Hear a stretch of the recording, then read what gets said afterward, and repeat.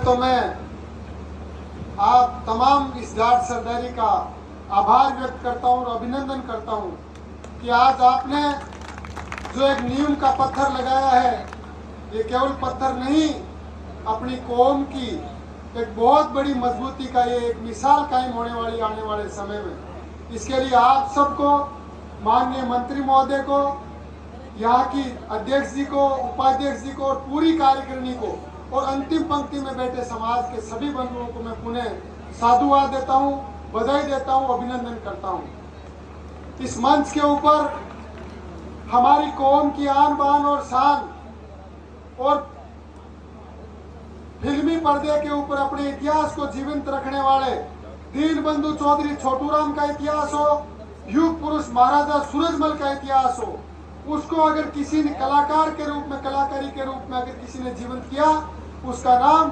Haryanvi superstar Binder धनोदा जी है। मैं इनका भी तहे दिल से स्वागत करता हूँ, अभिनंदन करता हूँ। हमारे साथ में इंटरनेशनल बॉक्सर भाई सुधीर धवन जी आए हैं, मैं इनका भी स्वागत करता हूँ। महाराज श्री जी के चरणों में मैं नमन करता हूँ। मेरे साथ आगरा से रोहित चार जी आए, इनका भी स्वागत करता हूँ। मैं तमाम जाट सरदारी का स्वागत और अभिनंदन करते हुए इतनी बात कहूँगा कि हमारा समाज आज एक संक्रमण काल के दौर से गुजर रहा है और संक्रमण काल के दौर को आप सब लोग भली भांति जानते हो।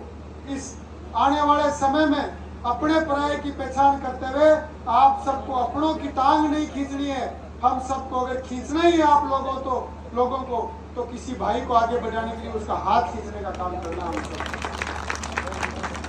क्योंकि समय कम है और आप सबको ये सारी चीजें पता है किस चीज से कैसे कैसे समाज आगे बढ़ता है, सामाजिक कुरीतियों का खात्मा हो, नशा मुक्त समाज हो। और जो अभी मेरे से पहले पूर्व वक्ताओं ने कहा कि ये केवल एक भवन नहीं, यहाँ पे हम लाइब्रेरी भी बनाएंगे और कोचिंग इंस्टीट्यूट भी बनाएंगे। आज सबसे ज्यादा जरूरत अगर किसी चीज की है तो एजुकेशन की है।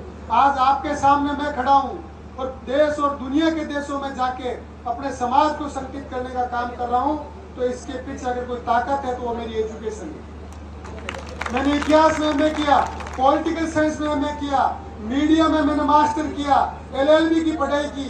इन तमाम पढ़ाई के बाद में मैंने ये सोचा कि अगर शिक्षा अगर किसी व्यक्ति के पास में तो उसको कोई हरा नहीं सकता। और अंत में मैं इतना ही कहना चाहूंगा कि साथियों, हमारे समाज के महापुरुषों के इतिहास को मत भूलो। युग पुरुष महाराजा सूरजमल का इतिहास पढ़ो, आपको पता चलेगा कितने महान योद्धा थे। लेकिन दुर्भाग्य आज देश की राजधानी दिल्ली के अंदर उनका नाम लेने वाला नहीं है। माननीय मंत्री महोदय जी बैठे हैं, मैं इनसे एक ही गुजारिश करूंगा कि देश के अंदर, देश की राजधानी के अंदर हजारों महापुरुषों की मूर्तियां लगाई है, 36 कौम के महापुरुषों की मूर्तियां लगी है। हम उनका विरोध नहीं करते, हम उनका सम्मान करते हैं, दूसरे बिरादरी के महापुरुषों का।